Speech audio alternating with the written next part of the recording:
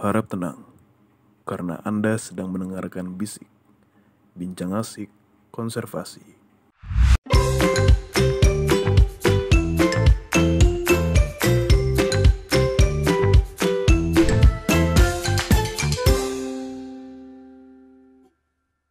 Assalamualaikum warahmatullahi wabarakatuh semuanya. Perkenalkan sebelumnya nama saya Nabila Ziza Alfia, biasa dipanggil Nabila atau Ziza. Saya dari KSH 58. Nah, sebelumnya hari ini saya akan memandu jalannya acara. Nah, sebelumnya mungkin dari Kang Hafiz boleh memperkenalkan diri terlebih dahulu, Kang. Oke teman-teman semua, Assalamualaikum warahmatullahi wabarakatuh. Selamat Waalaikumsalam. pagi. Pertama-tama saya ucapkan terima kasih atas undangannya di podcast ini. Perkenalkan nama saya Hafidhul Fitrianto, saya dari KSA 54. Ini itu aja dulu dari saya. Oke, baik. Terima kasih Kang Hafiz atas waktunya ya yang sudah menyempatkan. Mungkin kita langsung aja nih ya Kang. Sebelumnya podcast ini terkait seputar rehabilitasi dan pelepas liaran burung ya Kang. Nah, untuk ini saya langsung saja ya Kang terkait Boleh. pertanyaannya. Oke, nah mungkin yang pertama ya Kang. Dari Kang Hafiz sendiri nih, menurut aku nih apa sih Kang kira-kira yang dimaksud dengan rehabilitasi dan pelepas liaran burung dalam konteks konservasi Kang? Kalau sebenarnya definisi rehabilitasi dan pelepas liaran itu sebenarnya konteksnya semua dalam hal konservasi ya. Kalau kita bicara rehabilitasi itu sebenarnya upaya pemberian perlakuan. Nah, perlakuannya ini perlakuan yang khusus. Nah, itu ada dua sebenarnya, perlakuan perawatan itu terkait dengan kesehatan ataupun treatment. Nah, treatment ini terkait dengan perilaku. Jadi, rehabilitasi adalah proses atau upaya pemberian perlakuan khusus kepada satwa. Seperti itu. Kalau definisi secara umumnya rehabilitasi seperti itu, dan konteksnya rehabilitasi dan pelepas liaran itu konteksnya semua di dalam bidang konservasi. Gitu. Oke, nah itu kalau berarti untuk rehabilitasi itu semacam pemulihan ya, kayak proses pemulihan dari satwa gitu kan. Nah, kalau dari pelepas liaran burung sendiri, Kang, menurut Akang tuh seperti apa sih, Kang, yang dimaksud dengan pelepas liaran burung itu? Kalau pelepas liaran sendiri, pelepas liaran ya kita mengembalikan atau melepas liarkan burung yang tadinya tidak liar, bukan tidak liar, mungkin tadinya dia liar terus ditangkap tidak liar kondisinya dan kita liarkan lagi, kita lepas liarkan. Artinya memang burung yang tadinya itu terbatas secara perilaku ataupun hidupnya, terbatas tidak di alam, dan kita kembalikan lagi ke alam. Mungkin kalau lepas liaran seperti itu. Oke, eh terkait masih sama Kang. Nah, kira-kira nih pada umumnya ya biasanya tuh spesies atau jenis burung yang biasanya tuh sering direhabilitasi Kang atau misalnya dilepas liarkan oleh suatu lembaga konservasi. Nah, itu biasanya tuh jenis atau spesies yang seperti apa ya Kang? Sebenarnya kalau pelepas liaran burung itu sebenarnya semua burung itu bisa dilepas liarkan. Cuman kalau di Indonesia sendiri, kalau lembaga konservasi, jadi yang merehabilitasi itu ada lembaga konservasi khusus namanya. Itu pusat rehabilitasi. Nah, kalau di Indonesia ini, sebatas pengetahuan saya itu ada 3 untuk raptor atau burung pemangsa, burung elang-elangan. Kemudian ada untuk burung paruh bengkok, dan satu lagi itu ada untuk burung kicau, burung piniga. Nah, tapi secara garis besar semua burung itu bisa direhabilitasi dan dilepas liarkan, tergantung dengan kondisi si satwanya juga. Oke. Selain, aku mau tanya juga nih, Kang. Tadi menyinggung yang terkait Akang bilang terkait kondisi satwanya ya. Nah, Ya, selain dari kondisi satwanya itu, maksudnya tuh dalam hal spesifik itu seperti apa? Apakah burung tersebut misalnya Kang terancam punah gitu di alam, lalu di bisa dibilang dikembangbiakan, terus lalu nanti saat sudah dia mungkin memiliki keturunan atau apa dia baru dilepas liarkan atau seperti apa Kang? yang dimaksud kondisi satwanya itu jadi bagaimana kondisi si satwanya secara fisik ataupun perilaku. kalau konteks rehabilitasi itu tadi yang kamu sampaikan itu benar. Memang bisa itu kalau yang aku sampaikan itu asasi satwanya. Nah, ini kalau kondisinya ini yang saya maksud tadi. Ini misalnya kondisinya si satwa ini kalau untuk burung misalnya cacat, si sayapnya patah atau si paruhnya patah. Itu kan dia sangat tidak mungkin kalau kita lepas liarkan lagi kan. Ibaratnya kita lepas liarin mereka, ya mereka juga nggak bakalan survive gitu dengan kondisi sayap yang patah ataupun paruh yang patah. Dan yang saya maksud mungkin seperti itu. Jadi kondisi tubuh si satwa itu masih mendukung dia untuk tetap berperilaku di alam untuk bertahan hidup, dan juga kondisi perilakunya itu. Oke. Nah, sebelumnya saya sempat ini ya Kak, kayak baca berita nih kayak banyak sekali ya kayak lembaga-lembaga konservasi ini yang apa ya, yang sudah melepas liarkan misalnya tadi salah satunya dari raptor atau burung pemangsa. Nah, untuk di tahun ini ya Kang, saya belum tahu ya kalau yang tahun ini atau tahun lalu tuh apakah ada informasi gitu Kang terkait pelepas liaran itu eh, atau belum apa ya, maksudnya belum terakhir tuh saya dengar tuh di tahun 2021 ya terkait ada pelepas liaran elang brontok. Nah, untuk dari Akang sendiri kira-kira maksudnya informasi apakah di tahun ini sudah diadakan lagi gitu Kang atau seperti apa Kang? Untuk lepas liaran sendiri sebenarnya setiap tahun itu ada. Kalau saya kan pengalaman saya kan kerja di pusat rehabilitasi elang di pusat salah satu elang Jawa. Nah itu kami setiap tahun itu pasti ada pelepas liaran. Dari tahun 2000 saya bergabung dari 2021 sampai 2023 itu pasti selalu ada. Mungkin memang masalahnya adalah kurang publikasi, dan itu saja. Mungkin yang didengar oleh masyarakat luas itu jarang gitu kan, karena memang kita ini salah satu tantangannya itu dari kegiatan publikasi itu sendiri masih minim lah istilahnya, karena kan effort kita dalam rehabilitasi dalam pelepas liaran itu kan cukup besar. Nah sekarang minusnya itu memang dalam bidang publikasinya itu sendiri, permasalahan terkait konservasi itu kan masih belum terlalu seksi ya untuk dibahas di Indonesia, jadi media itu kurang terlalu kecuali memang yang kasus-kasus yang mungkin agak-agak sensitif seperti konflik rumah itu mungkin tahu pacaran dan lain sebagainya itu agak kurang. Mungkin kalau teman-teman atau yang lainnya mau tahu, kalau untuk vektor ya yang dilepas liarin itu bisa lihat di IG-nya PSSEJ, search aja pssej.tnghs atau Pusat Konservasi Elang Kamojang, ada itu. Itu mereka setiap rilis itu pasti di upload IG-nya mereka. Gitu. Oke, baik. Terima kasih banyak nih. Wah, dapat info terbaru lagi nih terkait apa berita-berita ya pelepas liaran burung. Oke, menyangkut pelepas liaran oleh suatu lembaga konservasi ya, Kang. Nah, menurut Akang ini bagaimana ya caranya itu menentukan lokasi pelepas liaran yang tepat untuk burung yang sudah direhabilitasi? Pasti kan ada kriteria khusus gitu ya lokasi agar si burung tersebut yang sudah direhabilitasi itu ke alamnya tuh dapat berkelanjutan gitu. Seperti itu Pak. Oke, mungkin untuk lokasi pelepas liaran itu yang pertama perlu dilakukan adalah kajian. Jadi kajian kesesuaian habitat untuk pelepas liaran. Itu yang pertama. Jadi agak berbeda memang kajian habitat pelepas liaran dan kajian habitat satwa secara umum. Karena untuk satwa yang dilepas liarkan itu biasanya memang kemampuannya itu tidak 100%. Jadi otomatis pasti ada berbeda dengan satwa yang memang hidup di alamnya. Mungkin beberapa untuk kajian habitat untuk lepas liaran itu ada yang jadi parameternya ya, persediaan pakan.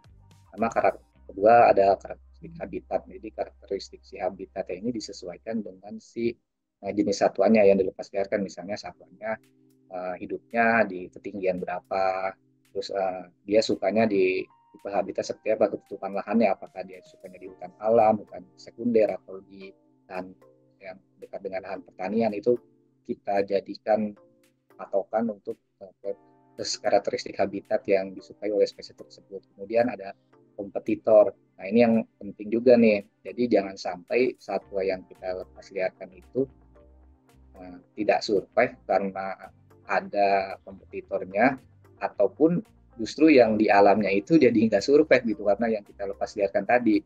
Jadi memang pertimbangannya itu sangat kompleks, nggak bisa sembarangan kita main lepas-lepasin aja gitu. Kemudian yang terakhir itu keamanan. Jadi keamanan si satwanya nanti ketika dia dilepas liarkan itu kan bisa terkait dengan status kawasannya atau hutannya dan juga kondisi sosial masyarakat. Karena kalau misalnya kita ngelepasin di area yang nggak aman, sebut aja misalnya di lokasi A masyarakat sering berburu-buru.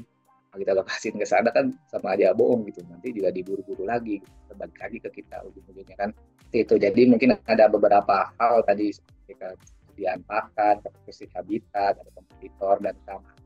Ini itu secara garis besarnya itu.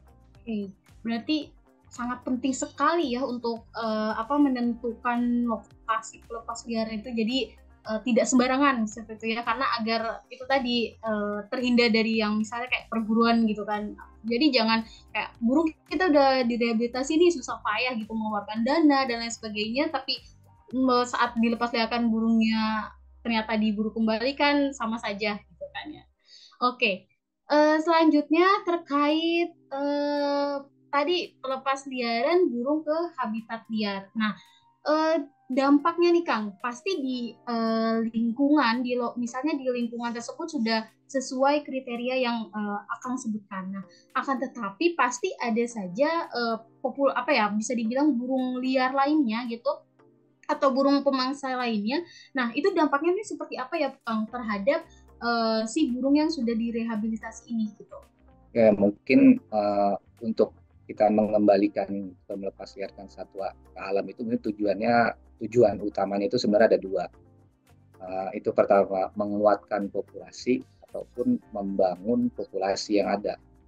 Nah, maka dari itu kalau tadi misalnya di habitat tersebut itu ada satwa yang sama gitu, otomatis kan dia akan menjadi kompetitor dalam hal pakan dan penggunaan ruang habitat seperti untuk sarang dan lain-lain.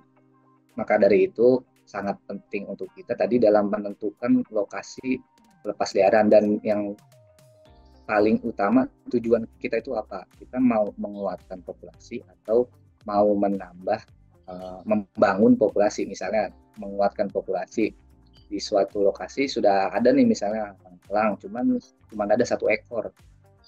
Kita itu misalnya di sana jantan, kita lepasin betina. Kita tahu misalnya itu jantan atau betina, kita tahu gitu. Lepasin 1, nah itu kan otomatis kita bisa menguatkan populasi yang ada di situ. Tadinya cuma 1 ekor jadi 2 ekor, dan mungkin harapannya mungkin bisa berkembang biak. Kemudian untuk membangun populasi misalnya seperti dulu yang pernah dilakukan terhadap spesies jalak Bali. Dulu kan jalak Bali itu kan hampir punah ya. Di alam itu tinggal sedikit sekali, beberapa ekor, bahkan di beberapa lokasi itu nggak ada, dan kita masukkan ke sana rehabilitasi dan dilepas liarkan, itu kan membangun populasi yang ada. Ataupun seperti contohnya saya pernah melepas liarkan orang gitu di lokasi yang memang pada sejarahnya di tempat itu ada elang di situ, namun beriring waktu entah karena perubahan kondisi lingkungan atau habitat atau perburuan jadi nggak ada elang. Kita masukkan elang sana dalam rangka membangun populasi di tempat tersebut. Oke, baik. Sangat menarik ya terkait kegiatan dampaknya terhadap populasi burung liar. Nah, untuk ininya sendiri Kang, cara atau biasanya kan pasti dalam melakukan proses rehabilitasi atau pelepas liaran pasti ada syarat, ketentuan atau prosedur yang harus dijalankan ya Kang. Nah, itu tuh biar dilakukan secara etis, efektif, dan sesuai dengan tujuan konservasi, itu apa saja ya Kang sekiranya prosedur atau syarat yang diperlukan? Kalau untuk syarat ya dari awalnya dulu ini kan yang punya kewenangan untuk rehabilitasi itu sebenarnya pusat rehabilitasi, dan itu masuk dalam lembaga konservasi khusus ya. Itu di dalam Permen LHK nomor 22 tahun 2019 tentang lembaga konservasi. Di situ sudah dijelaskan tuh bahwa lembaga konservasi itu syaratnya harus punya apa aja. Jadi misalnya salah satunya harus punya klinik satwa, harus punya dokter hewan, harus punya kandang yang sesuai, terusnya harus punya kiper perawat satwa, dan yang paling utama menerapkan animal welfare atau kesejahteraan satwa. Nah, jadi semuanya itu memang sudah dikonsep dengan matang, dengan baik, agar apa yang effort yang dilakukan itu istilahnya tidak sia-sia gitu, menghasilkan hal yang positif atau yang baik terhadap apa yang diharapkan gitu. Oke, jadi ada jadi persyaratan yang tadi Akang bilang tuh apa ya, bisa bilang proses rehabilitasi ya, terkait kandangnya harus ada, terus apa kliniknya terutama ya gitu. Nah, tapi Kang dari segi setelah rehabilitasi itu kan pasti ada pelepasliaran bunga itu, kalau untuk prosedurnya itu gimana ya Kang? Prosedur pelepasliaran maksudnya? Ya.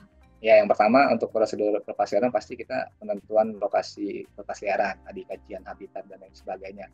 Yang kedua, kita perlu pengurusan administrasi izin. Dalam hal ini kita memiliki izin dari KLHK khususnya ya, secara spesifik. Karena kan kita kalau satwa kan terkaitnya dengan KLHK ya, secara spesifiknya mungkin terhadap Direktorat Konservasi Keanekaragaman Hayati, Spesies dan Genetik. Jadi kita harus melapor nih. Karena apa? Jangan sampai, sebenarnya pada intinya jangan sampai yang kita lakukan ini justru membahayakan bagi satwa yang ada di lokasi tersebut, lokasi pelepasliaran kita.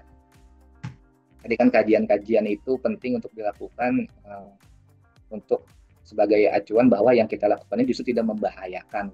Kayak kan siapa tahu kan misalnya kita main asal lepas aja gitu, spesies yang kita lepas jadi invasif lah, atau mengalahkan spesies yang ada di sana. Maka dari itu, selain penentuan lokasi pelepasliaran, kajian habitat, kita juga perlu mengurus administrasi atau perizinan terhadap instansi terkait, dalam hal ini KLHK, Direktorat Konservasi Keanekaragaman Hayati, Spesies dan Genetik gitu. Jadi nggak bisa nih asal lepas aja gitu. Misalnya saya punya burung nih, saya lepasin aja gitu di dalam hutan, nggak bisa kayak gitu. Itu menyalahi aturan. Jadi semuanya memang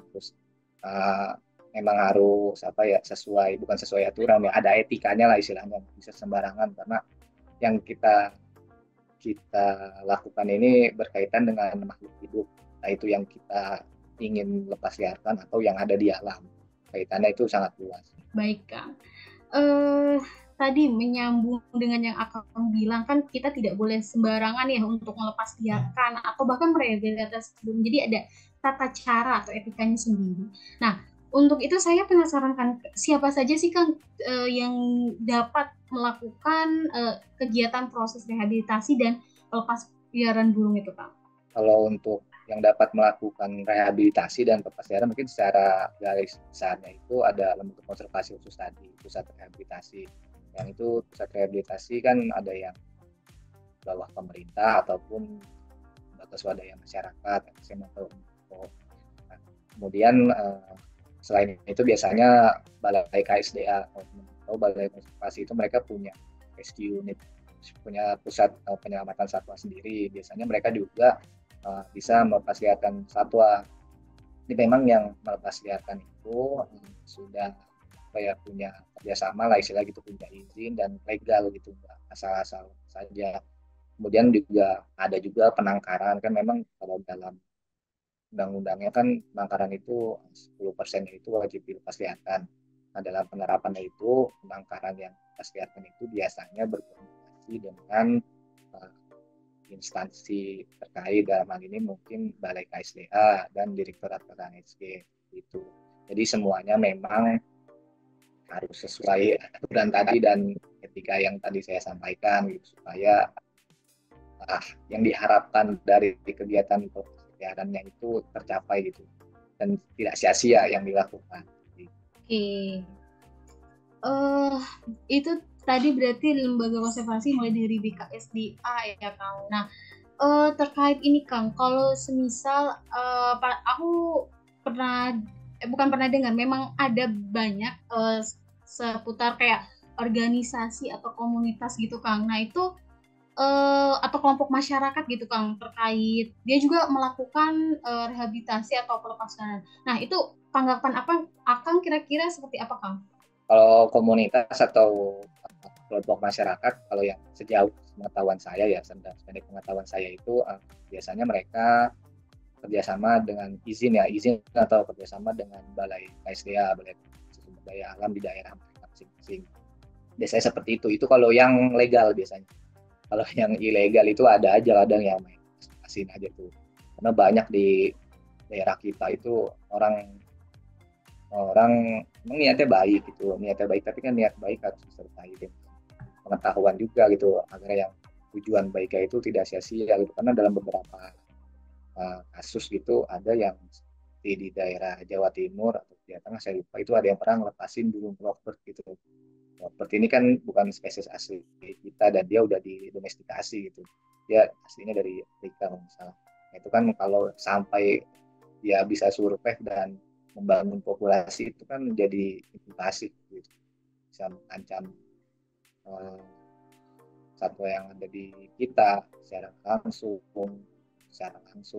Jadi memang yang dilakukan oleh masyarakat ini harus secara legal, dalam artian mereka harus memiliki izin ataupun bekerja sama dengan instansi terkait, mungkin bisa dengan KSDA atau dengan lembaga konservasi khusus, misalnya teman-teman melihara elang kan memang nggak boleh ya, mungkin mereka akan berhenti melihara elang lah, sebut saja contohnya misalnya ingin berhenti melihara elang, terus pengen dilepas liarin kan mungkin lepas liarin aja, misalnya dikasih ke pusat rehabilitasi di pusat satwa elang Jawa misalnya, tolong direhabilitasi, nanti ketika sudah siap dirilis saya bisa diundang atau dilibatkan, itu biasanya kayak gitu, ada yang seperti itu. Oke, jadi kelompok atau organisasi di masyarakat itu pasti ada izin atau mungkin kerjasama ya Kang dengan lembaga institusi lainnya gitu. Nah, terkait ini pasti ada perbedaan ya Kang, maksudnya perbedaan antara rehabilitasi burung yang dilakukan oleh lembaga konservasi sama rehabilitasi burung yang mungkin dilakukan oleh individu yang bekerja sama dengan lembaga konservasi. Nah, itu apakah ada perbedaan khusus atau perbedaan bisa dibilang perbedaan antara keduanya gitu, Kang? Kalau individu jujur saya belum tahu nih ada individu yang bisa berhasil rehabilitasi atau bahkan sampai rilis. Saya belum pernah dengar gitu ada individu orang yang bisa merehabilitasi dan merilis, karena rehabilitasi dan rilis itu bukan suatu kerjaan yang mudah dan dapat dilakukan sendiri. Itu prosesnya itu sangat panjang, dari mulai perawatan kesehatan jika memang satwa sakit, dan pemberian perlakuan perilaku, misalnya perilakunya tidak sesuai perilaku di alam. Jadi kalau misalnya ada individu ini, saya nggak tahu juga nih informasinya, belum pernah dengar gitu ada individu orang yang bisa rehabilitasi ya secara individu gitu. Kalau komunitas mungkin kan mereka udah kerjasama biasanya dengan balai KSDA, ya sama aja prosesnya, perilaku, penilaian kajian lokasi pelepas liaran. Sebenarnya sama aja dalam konteks rehabilitasi dan pelepas liaran itu, kita harus memperhatikan satwanya dan memperhatikan si lokasi yang dilepas liarkan. Harusnya tidak ada yang beda ya, karena tujuannya sama dan prosesnya itu sama, rehabilitasi. Bedanya mungkin spesiesnya aja. Spesies yang direhabilitasi itu setiap spesies prosesnya akan berbeda. Aksanya terutama dari spesies atau manusia itu beda-beda dari rehabilitasinya. Oke, betul. Oke, jadi perbedaannya mungkin tidak ada yang terlalu signifikan, mungkin dari yang tadi Akang bilang gitu ya. Oke. Nah, ngomong-ngomong Kang, terkait lembaga konservasi ini, saya penasaran kan terkait peran lembaga konservasi ini dalam mendukung rehabilitasi dan pelepasliaran burung ini tuh dia seperti apa sih Kang kontribusinya pada ya itu tadi salah satunya keberhasilan upaya konservasi.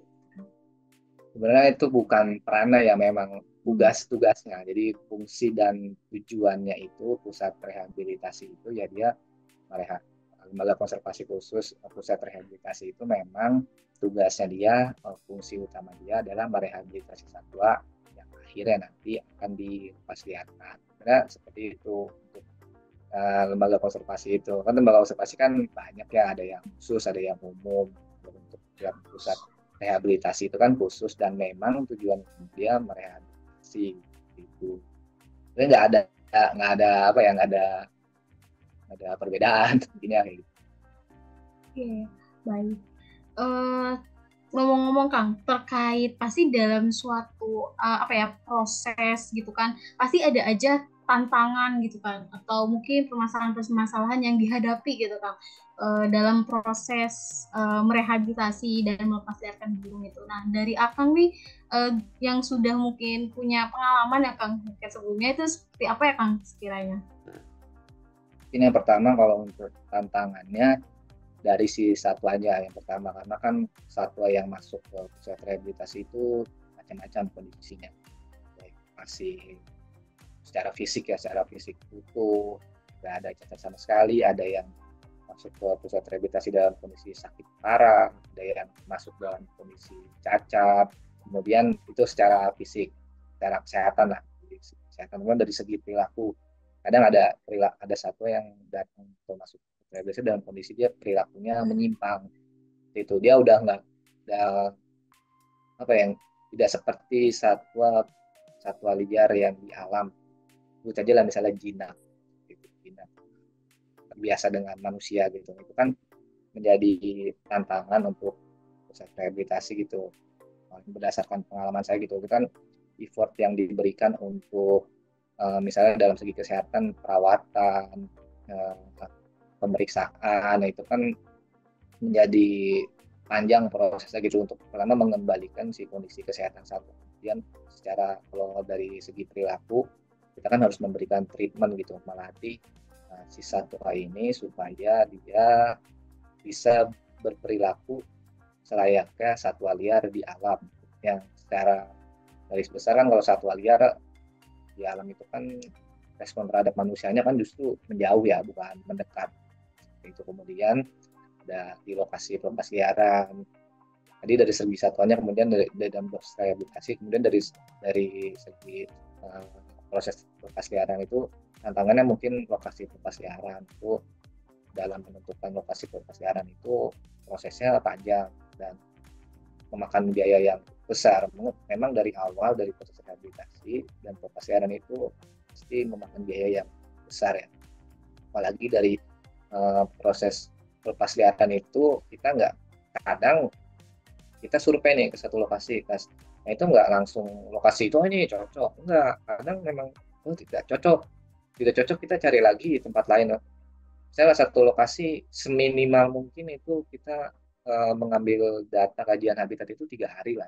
Dalam 3 hari itu kan satu lokasi misalnya dalam jarak tertentu dalam waktu 3 hari dan jumlah orang yang bekerja itu kan biayanya otomatis ada lah, istilah cukup mengeluarkan biaya. Nah, kalau misalnya lokasinya nggak cocok, misalnya kita pindah ke lokasi lain, otomatis kan ada biaya dan effort yang lebih besar gitu yang dikeluarkan. Nah, seperti itu menjadi tantangannya dalam uh, segi pelepas liaran. Kemudian yang tadi yang kita sebutkan di awal tadi mengenai publikasi, nah itu kita publikasi ini masih menjadi salah satu tantangan di dalam proses atau kegiatan secara keseluruhan ya, kegiatan konservasi kita ini, proses publikasinya itu masih menjadi tantangan bagaimana kita apa ya istilahnya supaya si isu baik tentang konservasi ini bisa menjadi konsumsi masyarakat umum gitu. Itu masih menjadi sebuah tantangan untuk kita semua gitu. Gimana sih berita-berita baik mengenai konservasi, pelepas liaran itu bisa diketahui oleh semua orang. Itu menjadi tantangan untuk kita semua bersama nih, bagi kalian nih yang generasi muda yang baru mau lulus, itu berita-berita mengenai konservasi ini harus lebih gencar disampaikan ke orang banyak, sehingga pada akhirnya semua orang itu aware bahwa masalah konservasi ini, bahwa konservasi ini memang tugas atau tanggung jawab kita semua sama, dan itu pun imbas baiknya itu untuk kehidupan kita semua, bukan jadi konservasi aja. Mungkin itu tantangan. Oke, jadi banyak kali ya yang tantangan yang dihadapi ya. Wah, harusnya kita lebih ini banget ya kan aware ya, karena tantangan yang tadi harusnya kita lebih aware terhadap populasi burung terus keadaannya seperti itu ya Kang. Nah, ngomong-ngomong nih Kang terkait burung yang dilepas liarkan. Nah itu bagaimana sih Kang caranya nih kita tahu gitu Kang, dan memastikan kalau si burung yang direhabilitasi itu siap gitu Kang untuk dilepas liarkan ke habitat alaminya Kang. Oke, untuk mengetahui si satwa itu siap atau tidak, jadi di dalam proses pelepasliaran itu salah satunya ada namanya penilaian penilaian kesiapan pelepasliaran si satwa atau si burung lah. Sebut saja ini burung yang saya tekuni gitu. Jadi sebelum dia dilepas liarin itu ada asesmen penilaian terkait kesiapan pertama dari segi kesehatan, kedua dari segi perilaku. Dari segi kesehatan dia tidak boleh cacat, yang pertama itu tidak ada cacat. Yang kedua dia tidak boleh kondisinya itu terinfeksi penyakit lah istilahnya. Jadi dia harus benar-benar sehat, nggak boleh dia dalam kondisi sakit ataupun membawa penyakit. Itu. Jadi si burung ini benar-benar dalam kondisi sehat. Kemudian yang kedua, secara perilakunya itu sudah menunjukkan kedekatan dengan perilaku liar alami spesies tersebut di alam. Jadi memang dari asesmen perilaku atau penilaian perilaku sendiri itu yang paling menurut saya ya, ini menurut pandangan saya itu yang paling sulit, karena kita harus menilai perilaku burung yang direhabilitasi itu hampir mirip lah dengan yang di alam. Sebenarnya sulit ya kalau untuk sama gitu. Untuk mencapai misalnya yang di alam itu angkanya 100 lah secara perilaku. Nah, untuk mencapai 100 burung yang direhabilitasi itu sulit. Tapi setidaknya kita mencapai di titik angka 70 atau 80 gitu. Setidaknya nggak harus sama, tapi setidaknya mendekati yang seperti di alam agar mereka bisa tetap survive gitu setelah dilepas liarkan nanti. Ada dua, jadi segi kesehatan dan segi perilaku yang menentukan mereka sebelum dilepas liarkan. Oke Kang, saya tertarik dengan yang tadi yang aspek kayak penilaian kesehatan ya Kang. Tadi kalau misalnya kan satu burung tersebut tidak boleh misal cacat atau terkena penyakit. Nah, apabila nih ya Kang, pasti kita tidak ada tahu misal kayak ada jenis burung A gitu Kang, dia mengalami kecacatan gitu atau misalnya penyakit yang tidak yang menunda dia untuk dilepas liarkan. Nah itu tahap yang maksudnya yang akan dilakukan oleh lembaga konservasi tersebut itu seperti apa Kang untuk tindak lanjut dari burung yang tadi Kang yang kesehatannya seperti cacat, mungkin terkena penyakit dan lain sebagainya Kang. Pertama untuk yang cacat dulu ya. Kalau untuk yang cacat kan biasanya kalau cacat itu sudah tidak bisa diperbaiki disembuhkan, dikembalikan normal lagi. Otomatis si cacat ini sudah 100% tidak bisa dilepas liarkan. Si cacat ini nantinya, satwa yang cacat itu biasanya, jadi lembaga konservasi pun yang khusus pun biasanya punya area display itu nantinya menjadi tempat bagi si satwanya yang cacat-cacat ini. Jadi si satwa itu ditaruh di area display untuk tujuan edukasi. Selain untuk tujuan edukasi diletakkan di display, satwa cacat ini juga bisa dikembangkan ke lembaga konservasi umum untuk kebutuhan breeding. Jadi bisa di breeding nih, misalnya yang cacat sayapnya atau paruhnya, tapi dia tetap masih bisa bertahan hidup di kandang lah istilahnya gitu. Itu bisa juga di breeding, tidak sekiranya memang reproduksinya masih baik gitu. Kemudian jika memang dia sudah tidak bisa ini dulu lah yang sakit. Kemudian ada misalnya yang sakit. Nah, yang sakit ini biasanya kita akan semaksimal mungkin melakukan perawatan. Nah, perawatan kesehatan sampai si satwanya ini memang sudah kembali normal lagi penyakitnya itu. Makanya di pusat rehabilitasi itu ada dokter hewan dan kliniknya dan ada dokter hewannya dan juga ada asisten dokter hewan. Nah, itu untuk merawat si satwa yang sakit ini sampai dia sembuh. Nah, kemudian yang terakhir, ini jalan yang paling terakhir ketika memang ada satwa yang secara penyakit itu dia sudah tidak bisa disembuhkan. Memang semua penyakit kan bisa disembuhkan, tapi kan kadang ada beberapa penyakit yang membutuhkan penanganan dan sebutlah alat khusus atau obat khusus yang sulit untuk didapat misalnya, dan itu sudah sangat kronis penyakitnya, ataupun satwa yang memang cacatnya itu cacat yang membuat dia tidak bisa hidup tanpa bantuan manusia, seperti misalnya paruh cakarnya kalau elang misalnya, cakarnya itu sudah tidak ada dan paruhnya itu tidak ada, artinya kan dia harus disuplai makanan secara langsung ya, diloloh lah istilahnya oleh kiper ya.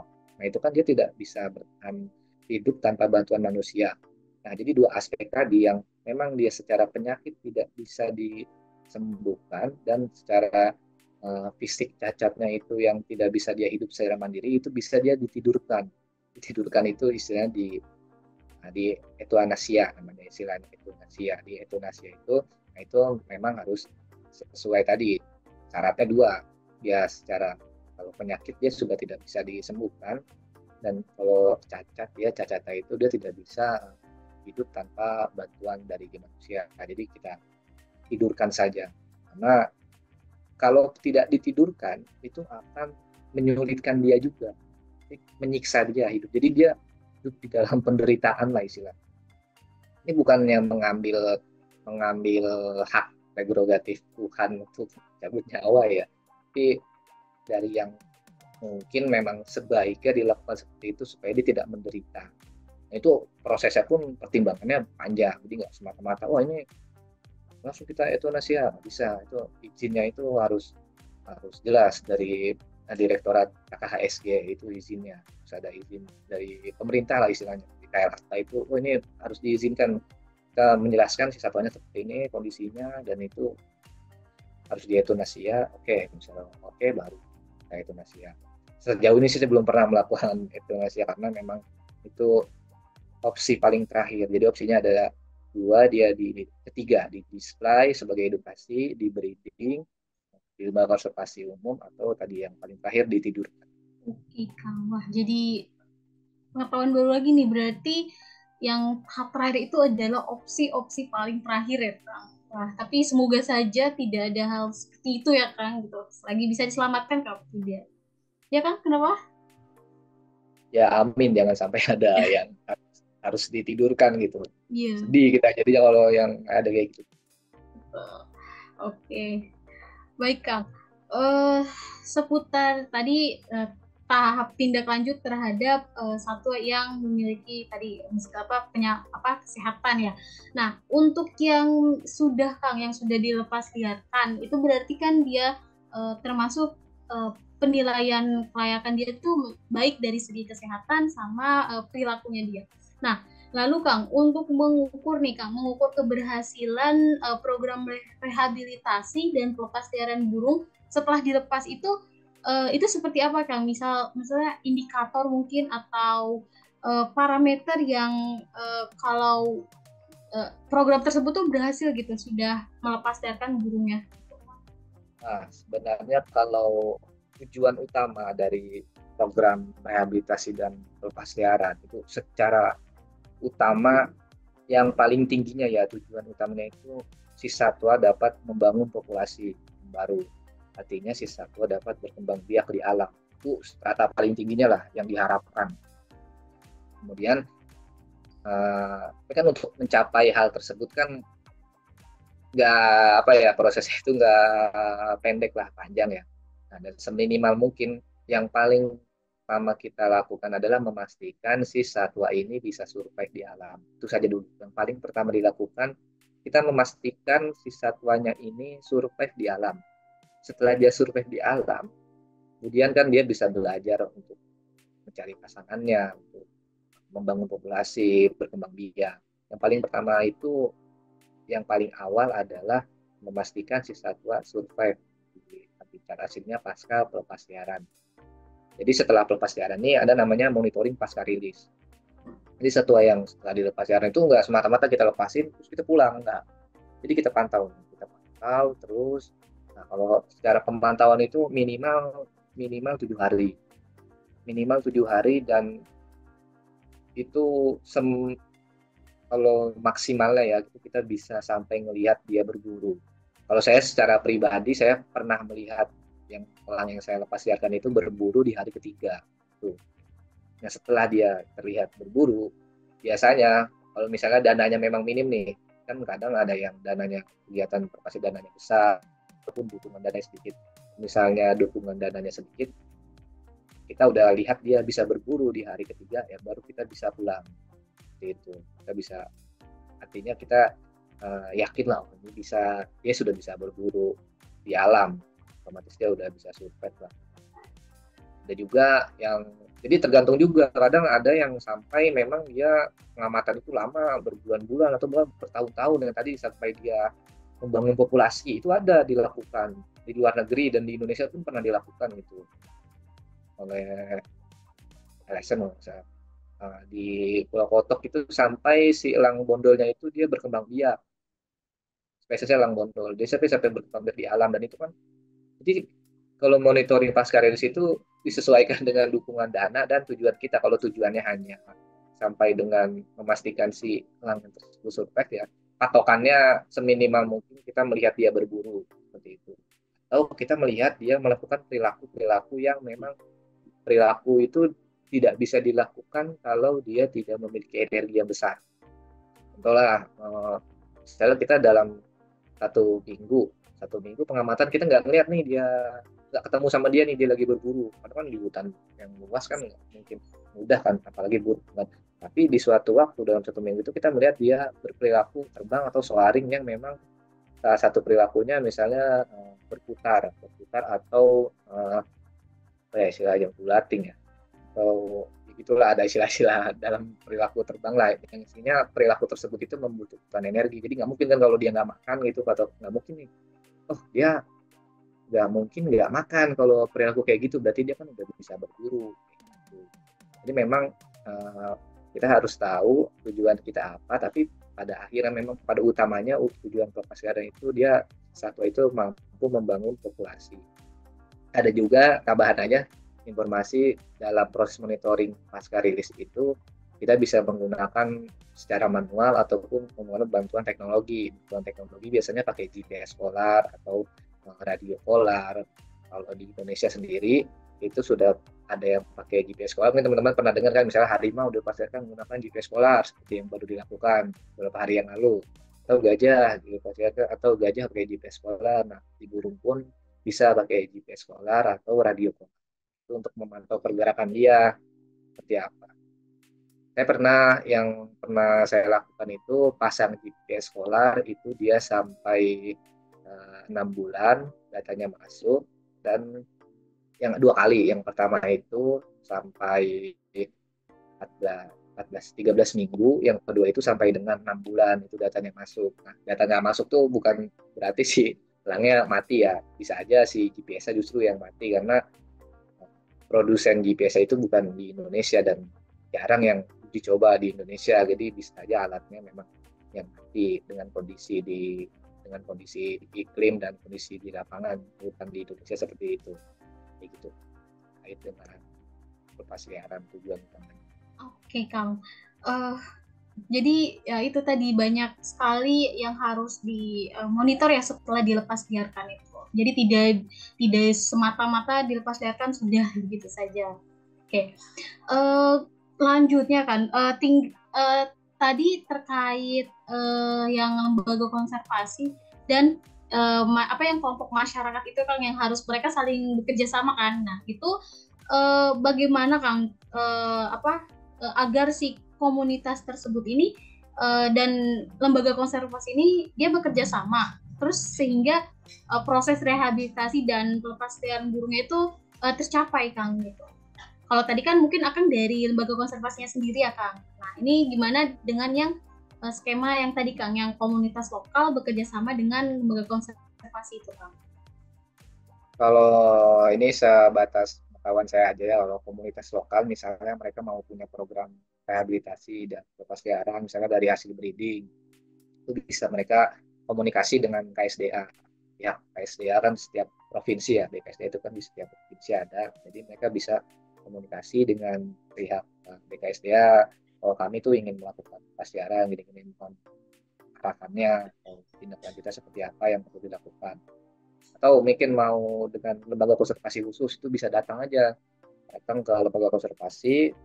Nah, di situ kan bisa sharing informasi seperti apa dan menemukan titik tengahnya. Kalau mereka mau lepas liar itu harus seperti apa progresnya. Kalau misalnya di lembaga konservasi kan otomatis mereka harus cari dulu nih spesies yang mau dilepas liarin dan rehabilitasi itu spesiesnya apa, dan datang ke lembaga konservasi yang sesuai. Jangan misalnya mau ngelepasin uh, burung kakatua paruh bengkok, datangnya ke pusat satwa elang Jawa gitu untuk pusat rehabilitasi elang, tapi yang mau dilepasin sama mereka paruh bengkok, itu nggak bisa. Jadi harus sesuai juga.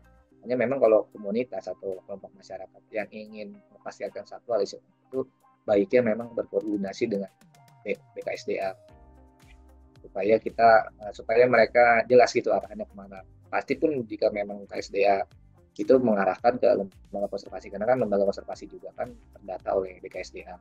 Intinya koordinasi, jangan bergerak sendiri lah, koordinasi dengan pemerintah lah istilahnya. Oke, Kang. Baik. Saya oke, selanjutnya nih, ini dulu deh, Kang. Tadi kan sudah sempat disinggung terkait kesiapan dari burung yang akan dilepasliarkan itu adalah dari segi kesehatan sama perilaku ya, Kang. Nah, tapi bagaimana caranya si lembaga konservasi ini memastikan kalau burung yang direhabilitasi dan akan dilepasliarkan ini memiliki yang tadi Kang kayak cukup kemampuan untuk survive di alam. Nah itu. Ya, itu tadi kan yang seperti yang sudah kita bahas tadi, ada penilaian perilaku. Jadi memang biasanya kalau pusat rehabilitasi itu mereka sudah punya standarnya ini dalam itu standar itu biasanya berdasarkan kajian. Jadi mereka udah punya nih poin-poin apa saja dalam penilaian kesehatan, atau kalau penilaian kesehatan kan itu biasanya tanggung jawabnya dokter hewan ya. Dokter hewan. Nah, kalau untuk perilaku biasanya itu biologis atau konservasionis, itu memang mereka yang bagian untuk mengassessment si perilakunya ini. Biasanya memang pusat rehabilitasi itu mereka udah punya standar-standar sendiri apa saja sih yang harus dipenuhi untuk si satwa ini dapat dilepasliarkan. Seperti contohnya kalau di elang itu poinnya dia mampu berburu pakan alami di dalam kandang. Itu kan poin seperti itu kan yang disusun secara mandiri ya. Itu nggak ada di peraturan pemerintah manapun, itu nggak ada. Jadi itu memang dibangun berdasarkan pengalaman dan penelitian yang dilakukan oleh konservasi tersebut. Saja lah saya bekerja di Konservasi Satwa Elang Jawa, kan secara pengalaman dan beriringan waktu penelitian itu kira menemukan bahwa ini standar ini harus penilaian terkait kemampuan berburu pakan alami di dalam kandang itu. Kalau itu belum dilakukan si satwa, si elang, nah itu si elang itu belum bisa dilepasliarkan. Jadi memang ada poin-poin tertentu di dalam penilaian perilaku itu yang harus terpenuhi sebelum dia disebut siap secara perilaku. Kalau untuk siap secara kesehatan, nah itu kewenangannya dokter hewan ya, karena saya kurang paham terkait kesehatan. Jadi saya tidak bisa menyampaikan terkait kesehatan. Ini kalau kesehatan sih tidak cacat dan tidak membawa terjangkit atau membawa penyakit, itu aja. Kalau kesehatan. Ya sih, assessment-nya ini sebelum dilepasliar itu punya poin-poin penilaian sendiri. Setiap spesies itu berbeda, nggak sama. Ini harus diperhatikan juga, setiap spesies itu berbeda poin-poin penilaiannya tersebut. Dan intinya tuh ada dua, dari kesehatan dan perilaku.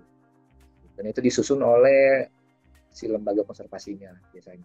Kang, terkait ini ya Kang, aku tadi penasaran Kang terkait perilaku burung. Nah ini apakah mungkin di tempat kerja Akang nih misal ada bisa dibilang kayak buatan gitu Kang, maksudnya tempat buatan untuk ya tadi perilaku burung tersebut untuk memastikan kalau misalnya dia memiliki keterampilan berburu. Nah, jadi si lembaga konservasi ini ya mensubsidi dia untuk seperti itu gitu. Kayak gitu, Kang. Ya, itu namanya kalau di kita enrichment ya. Nah, kan bener kan enrichment tadi kan, itu kan banyak namanya tuh, ada enrichment kan, enrichment kandang, enrichment kesehatan. Nah, kalau untuk enrichment perilaku itu bisa berupa enrichment pakan dan enrichment kandang. Enrichment pakan ini kalau di tempat saya kami itu menyuplai, biasanya di dalam kandang itu uh, malam harinya kita masukkan bunglon surai, kita masukin ular pucuk gitu. Tapi memang ular dan bunglon itu didapat dari area sekitar ya, bukan bukan kita ngambil di tempat lain bawa masukin, enggak, memang itu ada yang di sekitar kandang, cuma di luar kandang kan mungkin karena dia di luar kandang nggak berani masukkan, itu kita masukkan misalnya malam harinya atau pagi-pagi sebelum sebelum terang lah gitu, jam-jam subuh kita masukkan ke dalam kandang. Itu enrichment pakan biasanya kita lakukan seperti itu.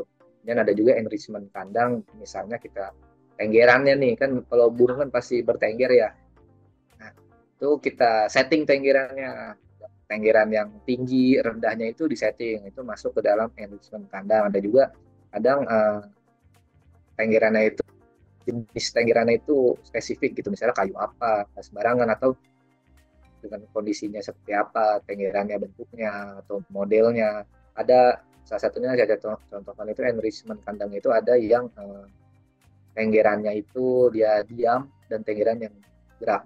Jadi tenggerannya itu diam itu nggak bisa paten lah istilahnya. Tenggerannya tuh paten diam. Kalau tenggeran yang bergerak itu dia bisa goyang. Jadi dikasih burungnya bertengger, tenggerannya itu bergoyang. Nah, seperti pohon di alam kan kalau kena angin kan goyang ya. Itu kan salah satu enrichment kandang berupa tenggeran yang menyesuaikan dengan alam. Juga ada enrichment pakan, tadi kita supply jenis pakan alaminya. Jadi bukan hanya pakan-pakan yang pakan dari satwa-satwa domestikasi gitu untuk harian, tapi juga ada pakan alaminya untuk mengenalkan jenis pakan alami. Kalau yang belum siap dilepas liarkan, kita supply ke dalam kandang pun nggak dimakan sama dia. Tahu mereka itu apa istilahnya? Mungkin mereka dulu lupa ya. Lupa.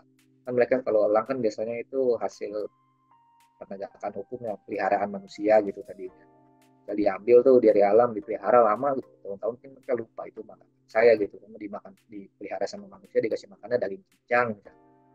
Lupa jadi dia. Tapi lama-lama pun ingat dia, lama-lama pasti akan dimakan. Tapi memang ada prosesnya cukup panjang biasa. Jadi ada enrichment namanya, makan ataupun kandang tadi untuk meningkatkan kemampuan si satwanya itu kembali mengingat perilaku yang di alamnya atau menyerupai perilaku satwa di alam itu. Oke, jadi suatu lembaga konservasi itu tidak terlepas dari semua enrichment itu ya Kang, untuk mendukung si burung tersebut melatih kemampuannya ya untuk di alam liarnya. Nah, ngomong-ngomong Kang, terkait pelepas liaran burung di suatu lokasi itu mungkin kan tidak terlepas dari masyarakat ya Kang mungkin. Nah, itu bagaimana ya Kang si satwa tersebut atau si program rehabilitasi dan pelepas liaran burung ini bisa tercapai dengan yaitu tadi Kang adanya masyarakat di sekitar lokasi itu. Nah, ini tambahan juga, ini kan nanti didengar oleh orang banyak ya, enrichment itu pengkayaan. Okay, nanti teman-teman yang di luar yang dengar podcast ini nggak tahu enrichment itu pengkayaan ya. Nah, jadi kemudian untuk satwa yang dilepas liarkan, nah jadi memang sebelum dilepas liarkan itu di lokasi lepas liar itu ada juga namanya kajian sosialnya.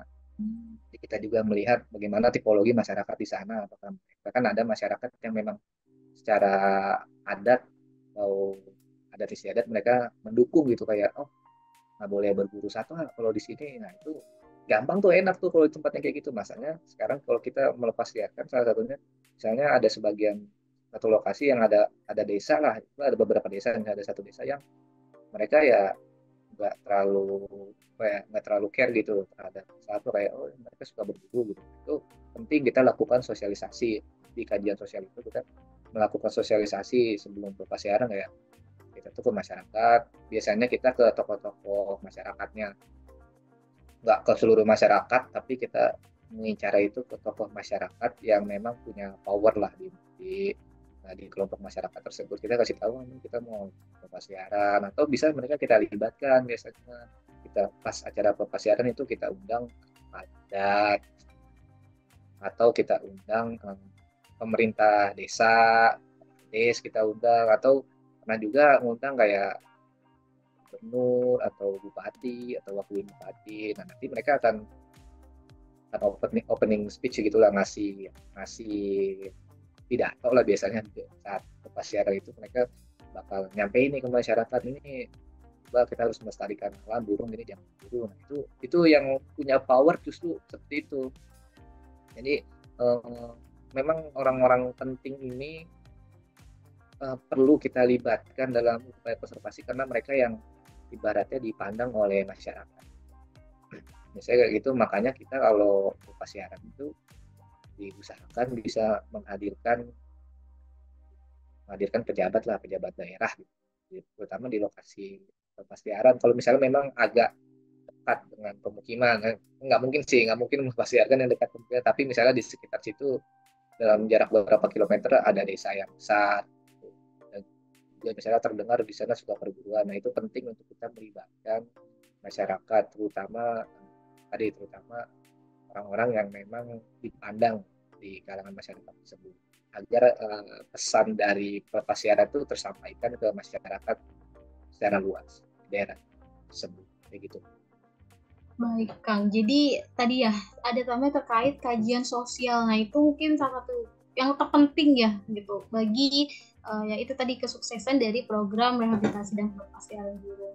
Nah, sudah di penghujung, Kang, di penghujung pertanyaan nih. Wah, jadi banyak sekali ya yang kita dapat gitu. Nah, sebelum ditutup ya, Kang, Akang mungkin memiliki pesan mungkin, Kang, yang penting yang ingin disampaikan kepada para pendengar ya, Kang, baik tentang rehabilitasi dan pelepasliaran burung. Silahkan, Kang. Sanksi saya menyampaikannya kepada para pendengar nantinya, sama-sama kita mendukung program baik di dunia konservasi, salah satunya program rehabilitasi dan pelepasliaran. Mungkin cara yang paling kecil yang bisa kita lakukan itu kita ikut menyebarkan informasinya ya. Misalnya anak muda kan aktif di media sosial, kita bisa repost hal tentang press release terkait pelepasliaran, itu kita bisa bantu repost di media sosial kita. Kita bisa bantu kalau dapat informasi misalnya tentang rehabilitasi, kita kasih lihat ke orang tua kita, ini ada kegiatan ini bagus gini. Itu kan secara nggak langsung kita mengedukasi keluarga terdekat kita. Kemudian kita juga bisa mendukung secara tidak langsung program rehabilitasi dan pelepasliaran dengan tidak memelihara satwa liar secara ilegal. Jadi jangan memelihara satwa liar secara ilegal, apalagi tangkapan alam yang ilegal dan spesies dilindungi itu jangan dipelihara lah, mereka lebih baik di alam. Kalau mau pelihara yang legal, hasil breeding, nah, memang ada izinnya. Jangan pelihara satwa yang ditangkap alam, kita pelihara itu apalagi jenis dilindungi. Kebetulan kan semua jenis elang burung pemangsa itu dilindungi undang-undang, itu bisa dijerat hukum kalau misalnya dilanggar gitu. Jadi lebih baik kalau mau melihara satwa, melihara yang memang legal. Kalau itu satwa liar, secara pelihara dengan yang izinnya legal, atau lebih baik pelihara satwa domestik aja, pelihara kucing aja tuh, atau ayam lah, atau kambing gitu yang memang biasa dipelihara oleh manusia. Jangan tertarik untuk memelihara satwa liar, terutama secara ilegal. Mungkin itu dua sih pesan saya, membantu menyebarkan berita baik tentang pelepasliaran, membantu edukasi, dan tidak memelihara satwa liar secara ilegal. Itu aja. Karena satwa lebih baik di alam daripada di tangan kita. Oke, betul. Terima kasih banget nih, wah ini pesan yang penting sekali ya untuk generasi muda nih kita, terutama terkait men-share ya informasi terkait pelepasliaran burung. Oke, karena sudah di penghujung, Kang, mungkin dari aku juga ada closing statement mungkin ya sedikit ya. Nah, terima kasih sebelumnya, Kang, kepada Kang Hafiz yang sudah menyempatkan waktunya di podcast kali ini. Terima kasih juga kepada teman-teman yang sudah menyaksikan ya dan menyimak podcast kali ini. Semoga kita semua mendapatkan inspirasi dan pengetahuan yang berharga dan dapat menyebarkan informasi yang bermanfaat pula. Nah, jangan lupa teman-teman untuk tetap terus menyaksikan podcast-podcast ke depan selanjutnya. Salam hangat dari saya Nabila Ziza sebagai podcaster pada hari ini.